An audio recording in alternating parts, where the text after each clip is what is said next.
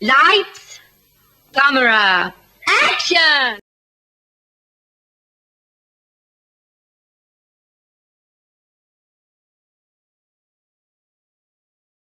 It's been a minute since you've seen this setup, right?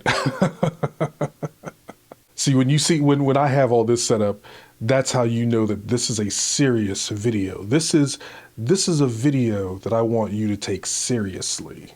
And I figured, what better topic to bring this setup back? So this is something that truly baffles me. I'm just so confused by how this is a thing. But you have filmmakers, or I should say wannabe, aspiring, emerging filmmakers who don't even like films. And I know that that sounds crazy, right? But it's a thing. It really is a thing. And I have to wonder, how in the hell do you get into this without having any sort of appreciation for the art, the craft? Like, what are you in it for? All of my family and friends, they can tell you that for me, this filmmaking, this screenwriting dream has been a lifelong pursuit. This is not some shit that I discovered a few years ago or a few months ago or yesterday or anything like that. This is something that I have been chasing my entire life. I have essentially forsaken everything in order to pursue this dream. And I mean, that involves things like relationships, not just like romantic relationships, but I mean, relationships with my family and friends. Like, they'll all tell you, like, I'm pretty much the guy that, I might show up every once in a while. I might call every once in a while or whatever. They know that I care, but they understand what I'm after and what I'm doing. Even one of my sisters, and it broke my heart when she said this, but even one of my sisters told me that she had to tell our other siblings, it's not that I don't care, but my dream is bigger than the rest of them. And like I said, that broke my heart because, I mean, I certainly don't feel that way. But I guess what she was trying to say is that this dream is so important to me that I might have to make the sacrifice of not coming home every year for the holidays, not calling every week or something like that. But to get back to this subject, there literally are screenwriters who don't care about movies, filmmakers who aren't cinephiles, and the shit, it just blows my mind. Like, I don't get it, I don't understand it. So there are two things that have kind of led to this. Several weeks ago on Twitter, I stumbled across a comment where someone said, "This trend of creatives openly admitting to having disdain for and not consuming the very medium they want to enter in is fascinating to me." Now, at the time, I didn't know what led to him making this statement. I don't remember, but he made this statement in response to something else. And I commented, I was just like, yeah, I see it myself. And it's baffling. How do you want to be a filmmaker, but you don't watch films? How are you a novelist, but you don't read books? How are you an artist, but you don't study the greats? It's just like, what is going on here? And I found it interesting that this comment is kind of hijacked, like the discussion was hijacked by people who were just like, oh, you're being ableist because, what if people have ADHD and they can't concentrate and blah. Number one, that wasn't what he was referring to. At least that's how I took it. Like, he wasn't referring, like, if you have some sort of a disability which prevents you from, whatever, that's explainable, that's understandable. But I'm also just like, a lot of these people, I'm just like, look, stop it. Everything is not an attack. Please calm down. He wasn't coming after y'all. Although I do feel that even with that, there are still ways to deal with that and still kind of consume whatever it is you're interested in. There are disabled people who every day chase their passions and don't let their disabilities hinder them. It may take a little more time, or it may take, some accommodation here and there, but they find a way to do it. But as I said, he wasn't going after disabled people with this comment. He's talking to the people who are just like, yeah, I want to make movies, but I don't watch movies. And I saw it with like a lot of like black creators, a lot of black filmmakers and screenwriters who are just like, they don't want to watch films like Citizen Kane or Gone with the Wind or whatever because they're old and they're made by white men and blah, blah, blah. It's like, look, I get it. I'm no fan of Gone with the Wind, right? I certainly loathe Birth of a Nation. But you gotta know your film history.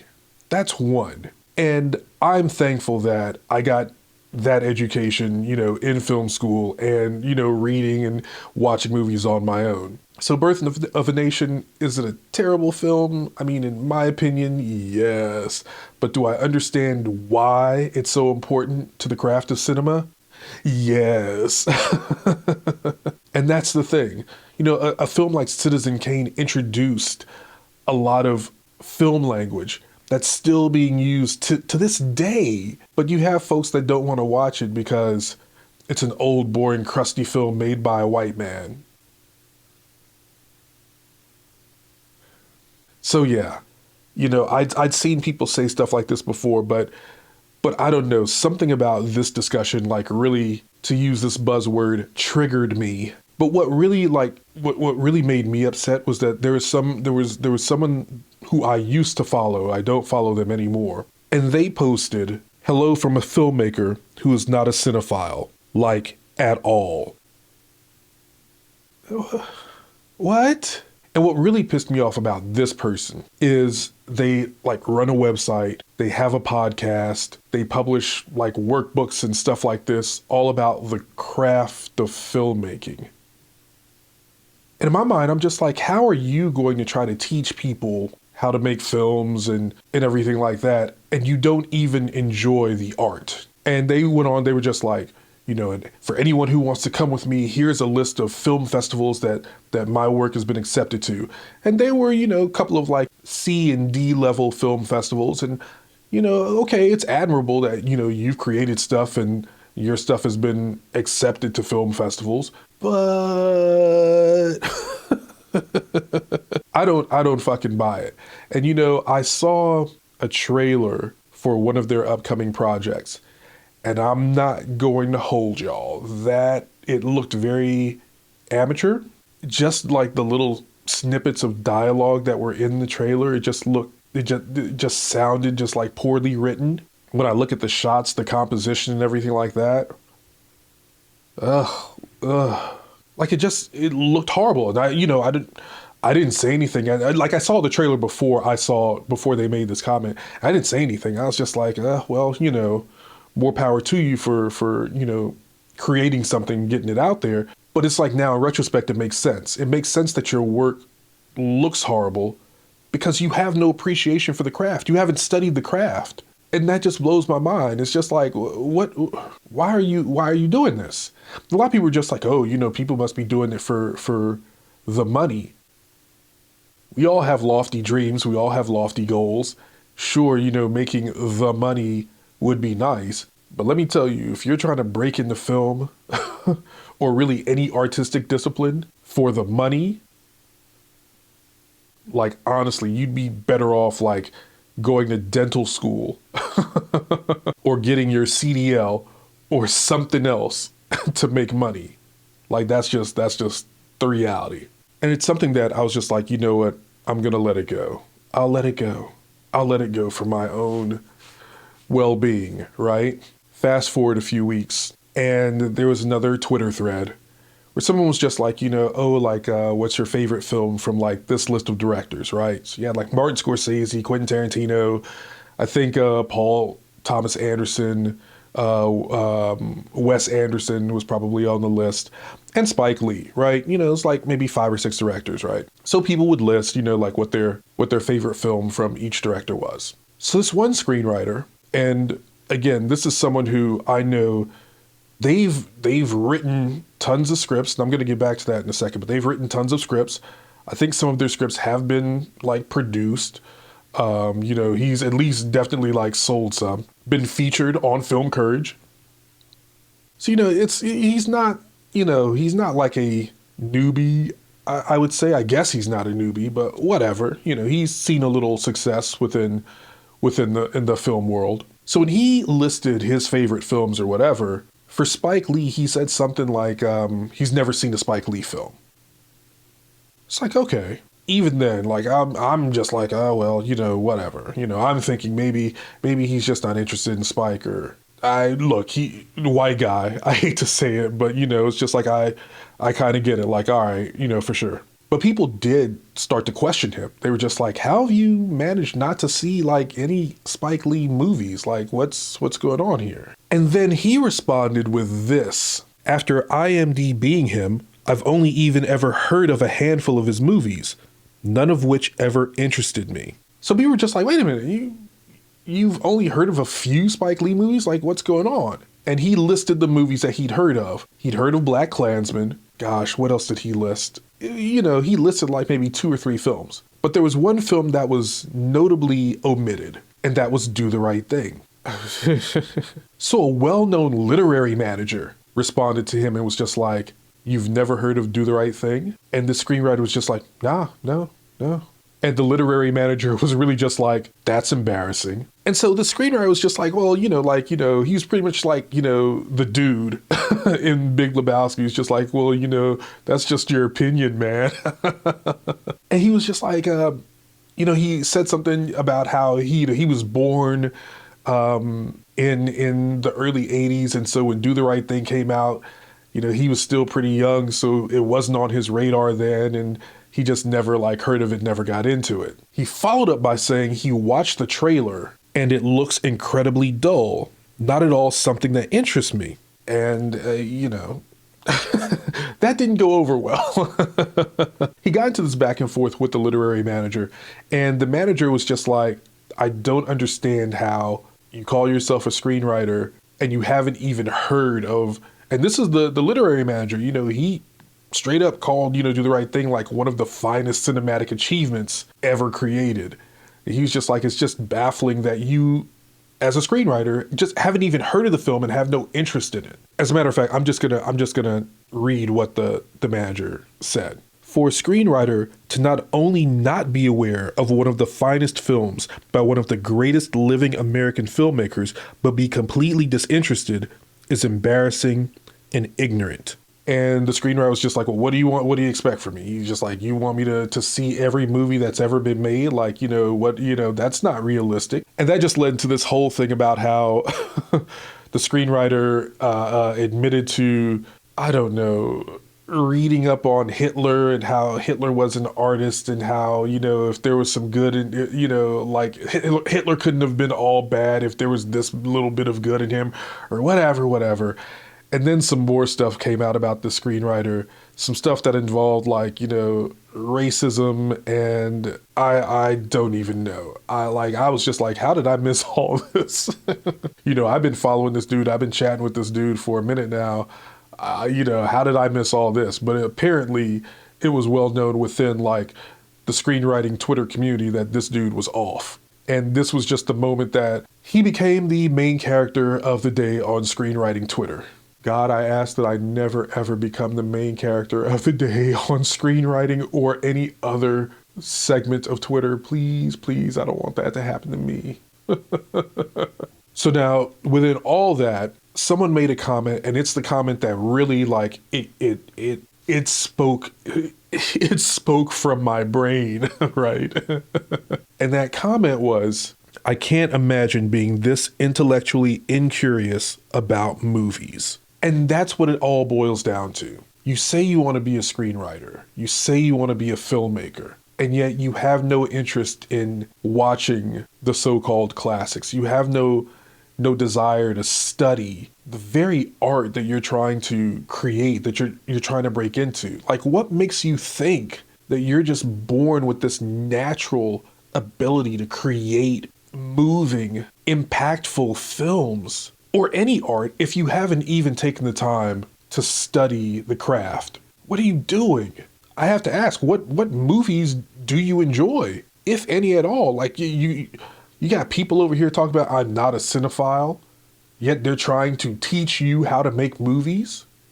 That's horrifying. You have people who are screenwriters who have sold scripts and they've never heard of Do the Right Thing or practically any Spike Lee film, And it's not about like, with Spike, it's not about like Spike, but it's just like, what are you doing? And with that screenwriter, I do have to say, one of the, I don't want to call it a red flag, but one of the things that really struck me about him, he would always post about his progress on his scripts, right? It's great. He's working on a new script. Oh, I hammered out so many pages today. Boom, boom, boom. But one thing that I never saw him post was, yeah, I'm going to go work on this rewrite, or I'm going to, polish, this script. It's just like, no, so I'm going to bang him out and it's done. It's perfect. It's over. Let me hit the next one. And dude was like super prolific. Like, he was banging out, and I'm just like, I'm talking feature scripts and TV scripts and everything. He's just like banging them out. It just makes me think, what level of quality is this work? It's like, I get it. You're banging out spec scripts and you don't want to maybe go back and waste time on a rewrite, because it's just a spec or whatever. But it really just makes me think that, just based on his attitude, the way that he kind of presented himself, it kind of seems like he felt his work was perfect. Bang out a script. All right, it's done. It's done. It's perfect. I don't have to deal with it no more. It's perfect. And it's just kind of like, you know what? I do think that he feels like that. And that, coupled with the incuriosity, is that a word? But, not being curious about films. When you have all of Twitter telling you, hey man, you need to check out this filmmaker's work. You need to check out, if nothing else, this one specific film, and try to figure out why it's so important, why it's so lauded, why it's so highly acclaimed. And you don't say, all right, you know what, I think I will. Instead, you like double down, just be like, no, it looks boring. No, not interested. No. It just reveals so much about who you are, not just as a so-called screenwriter or filmmaker, but just as a person. He ended up deleting his Twitter because people were like blocking him left and right. I ain't gonna lie, I felt bad for dude. I was just like,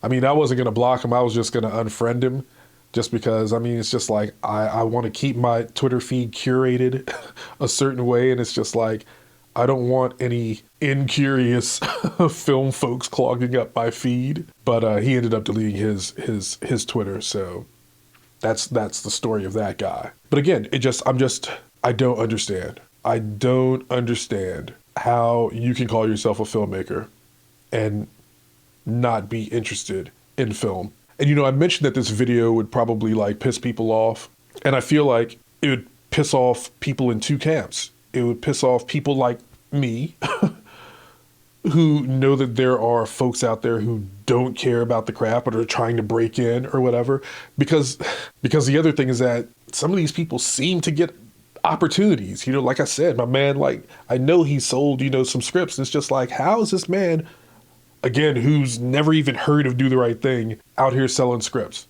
Like, I know who his manager is. He's got a manager. I queried his manager back in the day, and she was just like, no. These are the people that get the opportunities. And then folks want to say, oh, this movie sucks. This TV show sucks. And the second group of people that should be pissed off at this are the people that I'm talking about. I want them to be pissed off. Honestly. Fuck them. Because, dog, again, how are you... Like, I love movies. And I've dedicated a good chunk of my life to studying and consuming and enjoying the craft, enjoying the medium. I don't have the encyclopedic knowledge of a Quentin Tarantino, but goddammit, I sure have seen a whole lot of films, and I know the names of tons of directors and writers and producers and cinematographers and editors and what their work is. I can tell you exactly what I enjoy about a film, what has influenced me, the eras of film that I love. Like, this is not a game to me. I'm not just doing this. This is not a get-rich-quick scheme. And it's really frustrating. It's really frustrating to know that I'm kind of in competition with people like that. Everyone likes to say that it's not a competition, but let's be honest, it is. It's a competition because we're all vying for the same sets of eyes, and we're all trying to get yeses from essentially the same cluster of people. So ultimately it is a competition. There's room for everyone, but it's a competition. And I just hate knowing that I got to deal with not at all a cinephile as competition. That shit sucks. And they suck. Rant over. As a matter of fact, I will put this under rants, under the rants playlist, so you guys will be able to find it there. But yeah, friends, that's something that pisses me off, and I've been holding this for minutes. So thank you for allowing me to get it off my chest. For those of you who may have seen a video, I don't know, a couple of weeks ago where I talked about how I was going to watch Do the Right Thing. That was the movie of the night. That's why, because that all happened around that time. So yeah. Ooh, it felt therapeutic. See, you know what they say, instead of going to therapy, a man will make a YouTube video. All right, friends, so that's it for this one. And this is a VEDA video. Isn't this lovely? Isn't this great? But again, I thank you for watching, listening, enduring the rant. If you call yourself a screenwriter, an emerging screenwriter or filmmaker, study the craft, get into it. Do a little history, do some reading, like understand what it's all about. Don't just jump in because you think you're going to get rich or because it seems easy to you, because none of this shit is easy. This is not an easy pursuit. I don't care it's not an easy pursuit. Please know that. Do some research, learn your history, get into the craft, then go out and create.